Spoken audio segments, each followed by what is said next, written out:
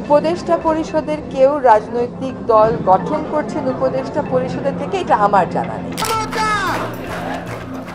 দিন যতই যাচ্ছে রাজনীতির মাঠ ততই গরম হচ্ছে।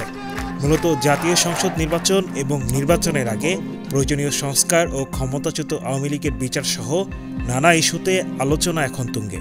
নির্বাচন করার জন্য আমরা তৈরি আছি এবং তারা জাতীয় সংসদ নির্বাচন করার জন্যই তৈরি আছে।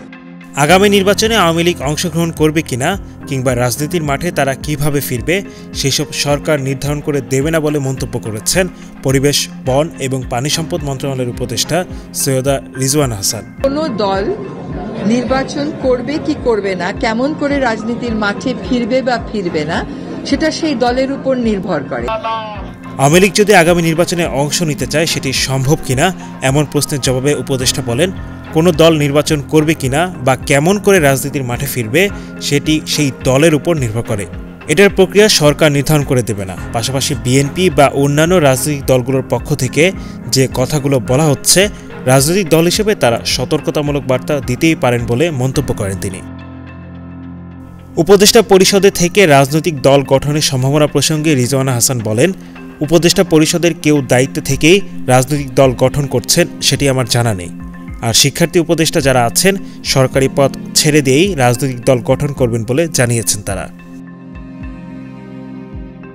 নির্বাচন নিয়ে সরকারের পরিকল্পনা নিয়ে রিজওয়ানা হাসান বলেন, ইতোমধ্যেই জাতীয় পর্যায়ে ভাষণ দিয়ে প্রধান উপদেষ্টা বলেছেন ডিসেম্বর থেকে জুনের মধ্যেই নির্বাচন অনুষ্ঠিত হবে।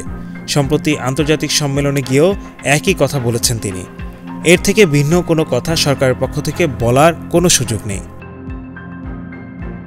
এ সময়ের মধ্যে সংস্কার এবং বিচার সম্ভব কিনা এমন প্রশ্নে উপদেষ্টা বলেন, এই বিষয়গুলো প্রক্রিয়া কেন্দ্রিক।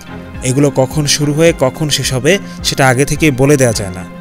এখন 6টি সংস্কার কমিশনের প্রধানরা তাদের চূড়ান্ত প্রতিবেদন 31 জানুয়ারির মধ্যে দেবেন। তারপর প্রতিবেদনটি নিয়ে সরকার কিভাবে কাজ করবে বা কেমন করে রাজনৈতিক ঐক্য গড়ে তুলবে অথবা কত দিনের মধ্যে সংস্কার কাজ শেষ হবে সেই সময় নির্ধারিত করে বলা সম্ভব নয়। জুলাই আগস্টের পরিবর্তিত পরিস্থিতিতে বাংলাদেশের দায়িত্ব নেয় অন্তর্বর্তী সরকার। তার কিছুদিন পর থেকেই গুঞ্জন উঠে সহসাই ক্ষমতা ছাড়ছেন না তারা। এর মাঝে নির্বাচন নিয়ে তাগাদা দিচ্ছে বিএনপির মতো বড় রাজনৈতিক দলগুলো। এমন পরিস্থিতিতে প্রধান উপদেষ্টা 1.5 বছরের মধ্যে আগামী জাতীয় নির্বাচন অনুষ্ঠানের একটি সম্ভাব্য সময়সীমার কথা জানিয়েছেন। এরপরই প্রশ্ন উঠেছে, গণঅভ্যুত্থানের মুখে ক্ষমতাচ্যুত রাজনৈতিক দল আওয়ামী লীগ কি এই নির্বাচনে অংশ নিতে পারবে? এ নিয়ে সরকারের সিদ্ধান্তের দিকে পথ চেয়ে সাধারণ মানুষ। Hello Bangla news desk.